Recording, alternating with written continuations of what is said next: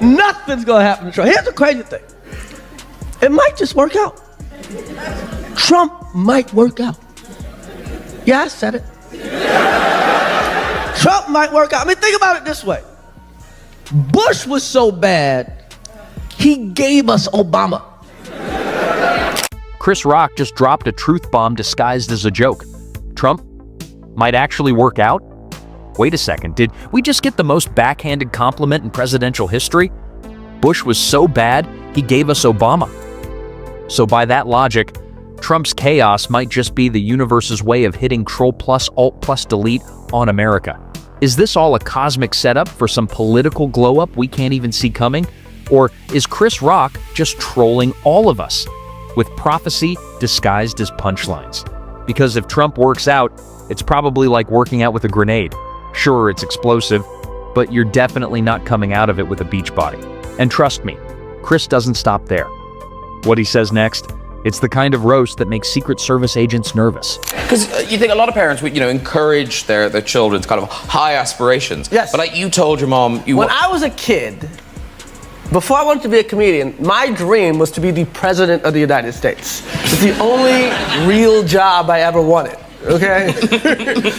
Only time I wanted an office. I wanted to be the president of the United States. And I told my mother, and she's like, "You." Before he made the world laugh, Chris Rock had a dream.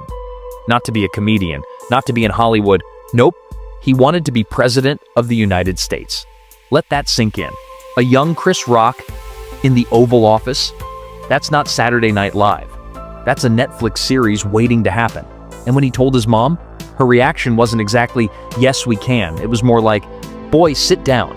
Because let's be real, in America, a black kid saying he wants to be president used to sound like a punchline.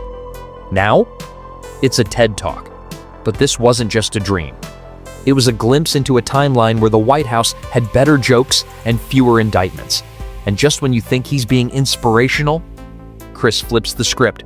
What he says next, pure roast fuel. Get ready. Hold up, if you're enjoying this roast and want more unfiltered comedy, don't forget to hit that subscribe button and ring the bell. Stay tuned for the next punchline. Everybody's worried. Everybody's worried. I mean, we got Luigi. We got Luigi, and that's good. I really feel sorry for the family. I mean, everybody's fixated on how good looking this guy looks. If he looked like Jonah Hill, no one would care. They'd already given him a chair already. Be dead, okay? Everybody's worried, everybody's panicking, and Chris Rock, he just compared the whole thing to Luigi. Yes, as in Super Mario's brother. But wait, it gets better. Because while the world's losing sleep over political chaos, Chris is out here roasting the situation with surgical precision. He's like, "Y'all wouldn't care if this guy looked like Jonah Hill." Bruh. Translation, America has a weird habit of judging politicians like they're on The Bachelor. Charm over character, jawlines over justice. And somehow, if you're cute enough, they might just hand you the nuclear codes. Chris isn't just joking here. He's exposing how dumb our democracy can get when looks start outweighing laws. And if you think that's brutal, wait till you hear what he says next. Trump is not playing, man. That's right. This time is totally different. He's working with the #1 African American in the world, the richest African American in the world, Elon Musk. That's right, he is African American. Elon got more kids than the Cleveland Browns.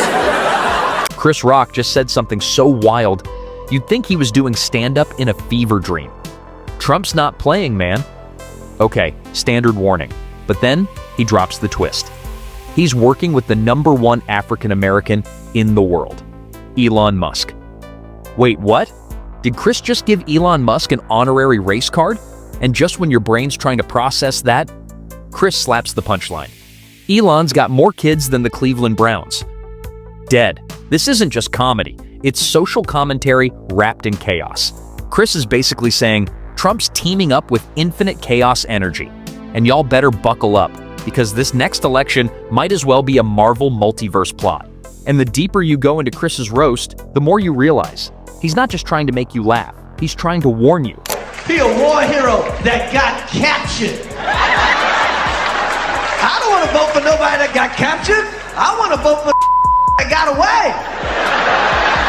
Trump, who rarely, if ever, apologizes for anything, sounded like he's softening a little on McCain. And certainly if there was a misunderstanding, I would totally take that back. But hopefully I said it correctly. On the Kelly file, McCain's daughter Meghan couldn't be angrier. My father has been in public office since before I was born, and this is one of the grossest, most disgusting comments I've ever heard, which is really saying something. I'm 30 years old. And it's because it's not just an attack on my father, it's an attack on all veterans, and it's an attack on all POWs. Chris Rock just dragged Trump into one of the most controversial moments of his political career.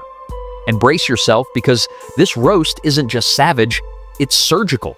He's a war hero that got captured. I don't want to vote for nobody that got captured.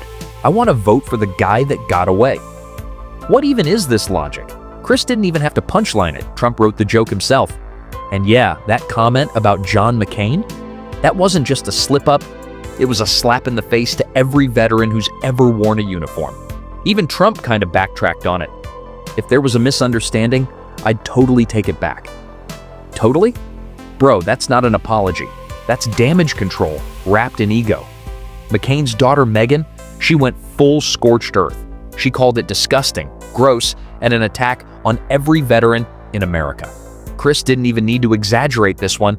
Trump did all the roasting for him, and the fact that Rock pulled this quote out of the vault, he's not just clowning Trump.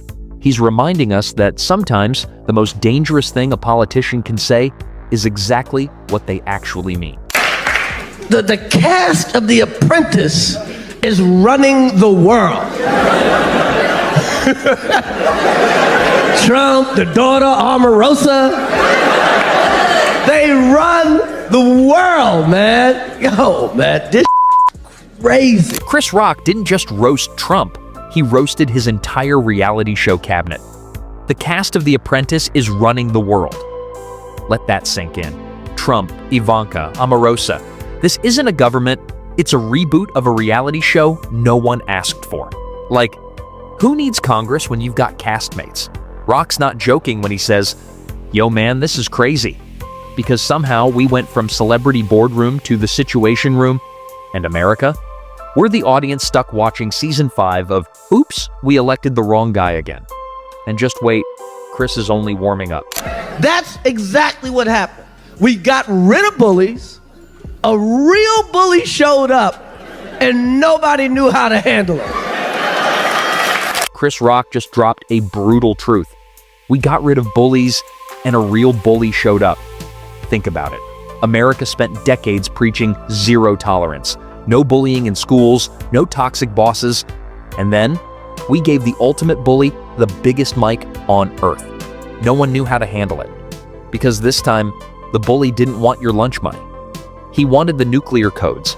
Chris isn't just telling jokes, he's diagnosing a national identity crisis with punchlines sharp enough to cut through denial. And what he says next? Yeah, it's even more savage. We got Elon. They're gonna put him on a rocket ship. We call it Space Mex. Oh yeah. J-Lo's gonna marry Ben again, just so she can stay in the country. Chris Rock is off the rails, and we're here for every second of it. They got Elon. They're gonna put him on a rocket ship.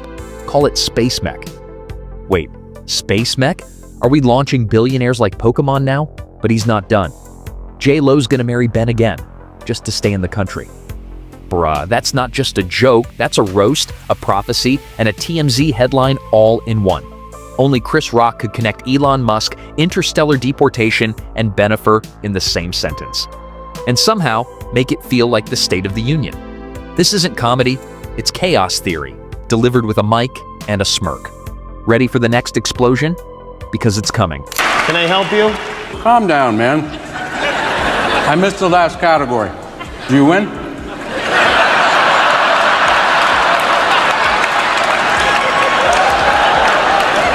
No, we didn't win, all right? Oh, that's a bummer. Jimmy Kimmel on stage, trying to play peacemaker like a Target security guard on Black Friday. Can I help you calm down? Man, if you're asking Chris Rock to calm down, you better bring backup, a helmet, and a fire extinguisher. I missed the last category. Did you win? No, we didn't win. Well, that's a bummer. A bummer? That's the understatement of the century.